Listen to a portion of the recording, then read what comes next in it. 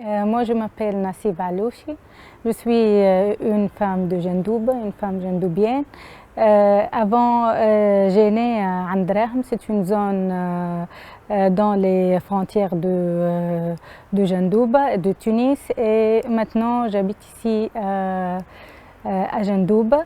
Je suis une activiste dans la société civile.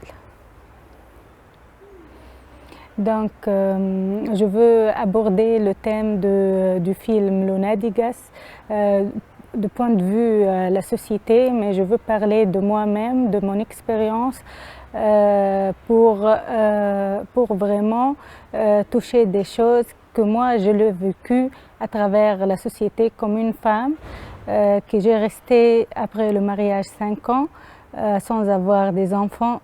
Vraiment, ça n'a été pas un choix pour moi, pour être sincère avec vous, mais ça a été, j'avais des problèmes, c'est une vie, c'est une miroir de la société qui, vraiment, comment elle voit la femme qui est sans enfant.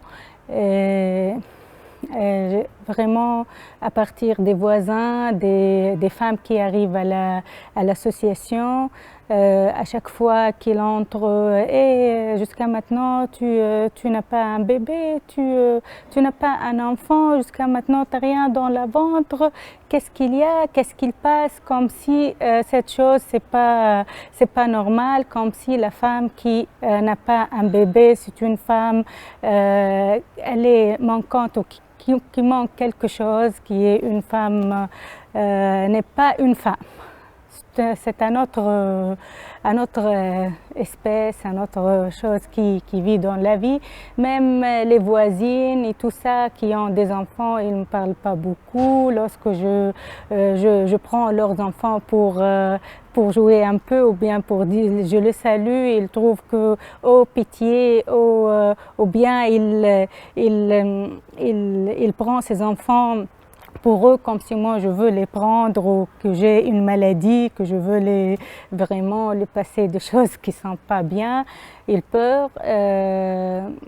Donc j'ai choisi de vraiment avoir des choses positives dans ma vie, d'oublier la société parce que la société ici elle est vraiment trop conservatrice et elle voit vraiment la femme qui n'a pas un enfant comme si une femme qui est extraterrestre, donc elle la traite tout le moment, tous les jours, elle essaie de le vraiment blesser par des mots, par des choses, même la famille.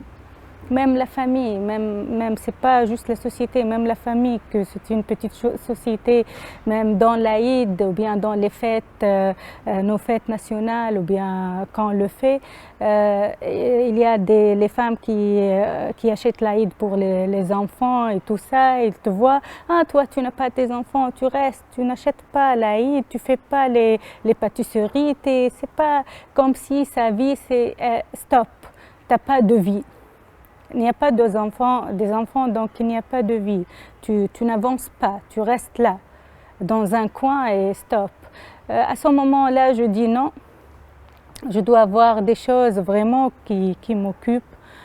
Sinon, je reste dans cette cercle qui je ne veux pas sortir et ça a vraiment, parce que j'ai eu des problèmes psychologiques dans ce côté-là, j'ai essayé de sortir de là et d'avoir des activités et des choses dans mon association, l'association de femmes, l'association Rayhan. Donc, j'ai choisi de voyager, de voir le monde, de voir d'autres femmes, de voir d'autres expériences, d'avoir d'autres mondes.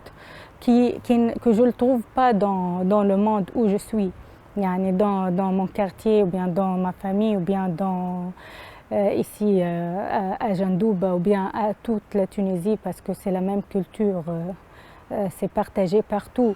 Donc la chose qui est pour moi très intéressante, c'est ce passage dans ma vie. J'avais 5 ans sans enfant et maintenant j'ai un enfant. Ce passage-là te montre vraiment la différence entre comment la société, elle vraiment te traite comment les gens ils te voient, comment la voisine. Il y a 5 ans qui ne me parle pas beaucoup et parfois il me salue de loin, il passe. Après les 5 ans, lorsque j'avais un bébé, tout le monde ils sont là à la maison. Tout le monde il vient pour me dire ah il est là le petit, je peux le prendre pour jouer un peu. C'est-à-dire pour eux un bébé est égal une vie. C'est la communication avec la femme, pour eux, c'est à travers ce petit-là, c'est à travers ce bébé-là, comme si maintenant tu es une femme complète et ça y est, maintenant on peut te considérer comme tu as une maison, une famille. Après, avant non. Avant, moi, je n'ai pas une famille. Nous sommes juste un couple comme ça, dans le vent, dans une vie que nous ne sommes pas comme les autres. Donc maintenant, lorsque le bébé il est venu, nous sommes un couple complet, on a une vie, on a le droit de parler avec tout le monde, on a le droit d'aller à l'anniversaire des enfants, on a le droit d'entrer dans le garderie des enfants, on a tout le droit. Maintenant avec cet enfant-là, on peut passer, c'est un passeport pour nous, c'est une visa pour nous, pour toutes les choses. Et vraiment, c'est vraiment quelque chose qui vraiment blesse beaucoup parce que si le jour on choisit de rester sans enfant ou on a quelque chose qui nous pêche c'est vraiment le désastre. Moi, je vis 5 ans d'harcèlement, comme si et si à chaque jour il passe, chaque jour cette chose augmente. Yani, c'est pas quelque chose qui est limité ou il finit dans un certain temps. Non, c'est à l'infini. Donc c'est vraiment très, très grave dans la société. Par rapport à mon mari, c'est un peu les choses dans la société changent. Parce qu'avec un homme, ces choses-là, ce n'est pas des choses qui sont liées à l'homme, ce sont liées à la femme. C'est-à-dire tout le monde il voit que le mari ou bien l'homme c'est une personne qui est complet, donc à tout moment il peut avoir des bébés avec la femme X ou la femme Y, c'est pas un problème. Le problème c'est la femme. C'est-à-dire que les hommes ou bien la famille ou bien les voisins ou bien tout ça, ils n'ouvrent pas ce discours avec le mari. Le mari il n'a rien, il est complet. Il est totalement, tout va bien. Mais le problème, c'est la femme. La femme qui n'a pas des enfants, la femme, elle a des problèmes, c'est la femme qui n'est pas fertile, c'est pas le mari.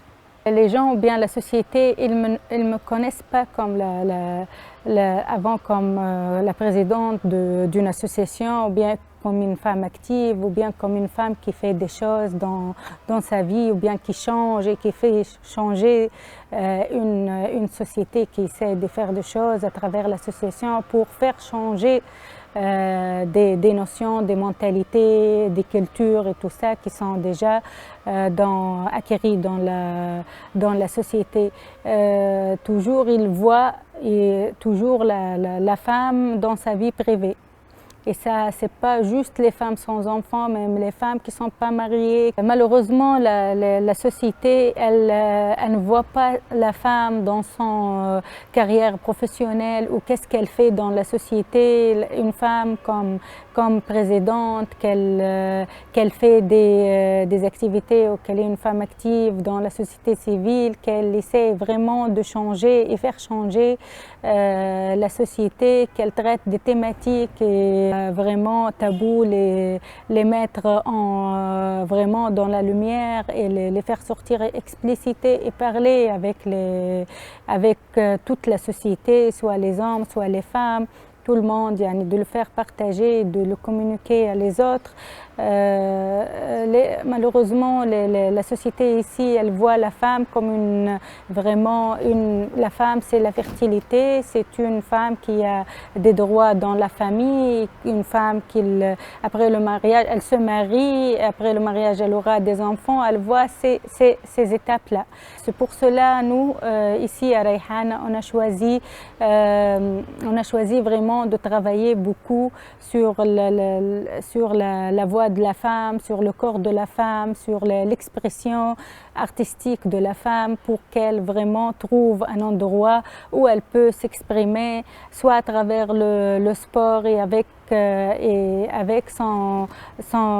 vraiment son corps, ses expressions corporelles, soit à travers la peinture, à travers les chansons qu'elle chante, qu'elle parle au public à travers le radio Rayhan, qu'elle communique vraiment ses problèmes, qu'elle se met dans un endroit collectif pour vraiment mettre l'accent sur le genre, sur le problème des femmes.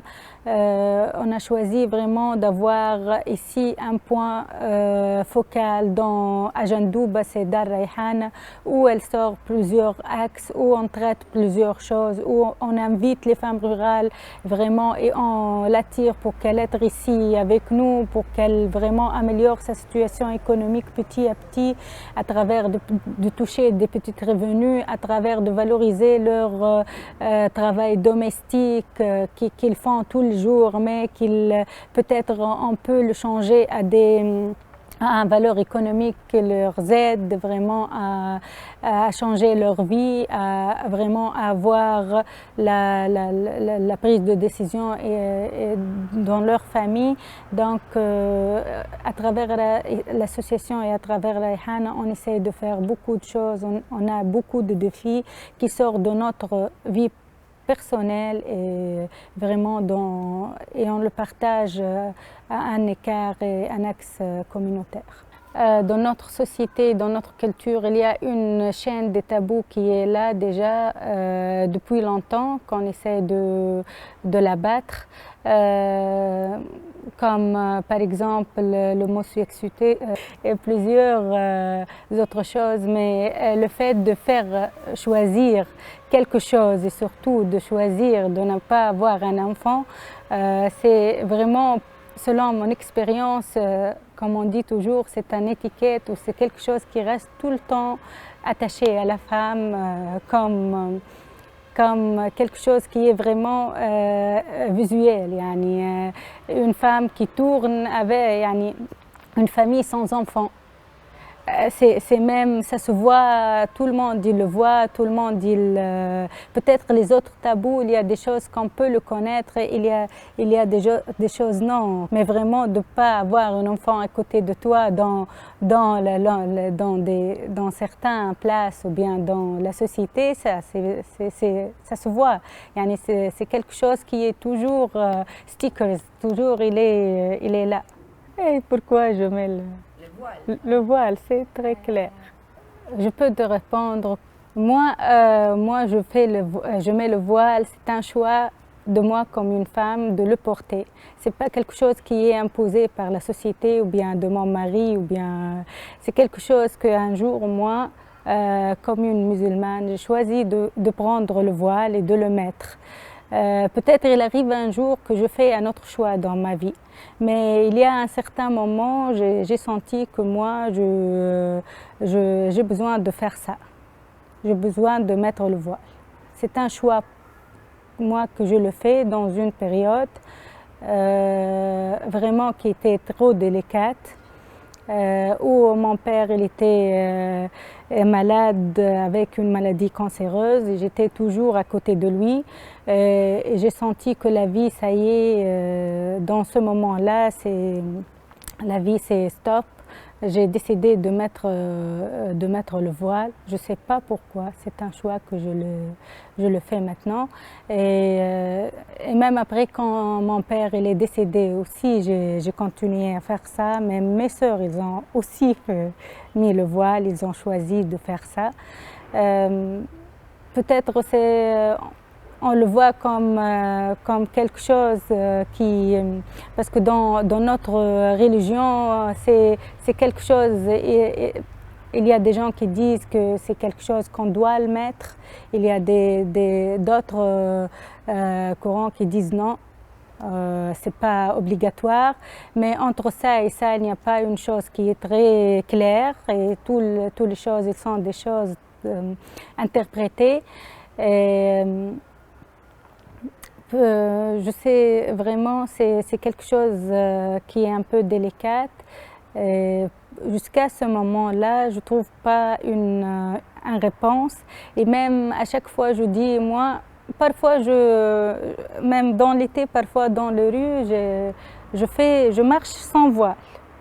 Et parfois, je mets le voile. Et peut-être c'est une perturbation dans ma psychologie, je ne sais pas. C'est quelque chose qui est attaché à moi-même. Et le jour où peut-être je continue avec le voile, peut-être non, mais c'est quelque chose qui, pour le moment, je n'ai pas pensé à changer. Je n'ai pas pensé à avoir. Parfois, je dis pourquoi je le mets. Je m'habille comme les autres. Je suis une femme libre. Pourquoi je mets le voile? Parfois, je dis non. Peut-être quand je suis dans un bataille. Je suis dans moi-même, dans une. Il y a des années que je suis dans une période de. Et entre ça et ça prend beaucoup de temps pour changer, comme la société. C'est mon interne aussi, il change, mais petit à petit. Parce que moi, j'avais vraiment beaucoup, même lorsque je fais des moments de changement dans ma vie, je me change moi et je change les autres. Et pour prendre des décisions parfois dans ma vie, moi aussi je suis une femme de cette culture, je suis une femme d'une culture patriarcale. Je ne me change pas trop vite. Je prends du temps parce que le jour où je casse des stéréotypes, ça serait quelque chose dans la société vraiment un peu grand et je veux perdre des choses et je veux perdre des personnes et je veux gagner des autres, mais il vaut bien que lorsque le jour où je fais la rébelle, bien la révolution en moi-même, ça sera vraiment le bon moment que je le fais. Ça sera le moment. C'est ça. Aujourd'hui, Rayhana, il accueille le film Lunadigas et on va le voir à 14h à Dar Rayhana avec un groupe de femmes. Après le film, on va faire un débat sur cette thématique-là. On a pris ce choix parce que c'est un choix, nous comme Rayhana, on l'assume depuis le début avec plusieurs choix qu'on a fait. La liberté des femmes, la liberté de voix des femmes, la liberté de choix par rapport aux femmes dans leur vie ou bien de leur sexualité, de leur vie, de décider qu'est-ce qu'elles veulent faire avec leur corps. Ça sort de la salle de sport avant et pour vraiment travailler sur ça. En plus, le film, il fait vraiment il sort vraiment avec des positions et des opinions de ces femmes-là. Et c'est un outil pour nous pour vraiment déclencher des choses et mettre sur table des choses taboues qu'on doit vraiment les discuter parce qu'il existe dans notre société. Donc, c'est une décision comme des femmes, on doit vraiment la prendre. C'est pas un risque pour nous.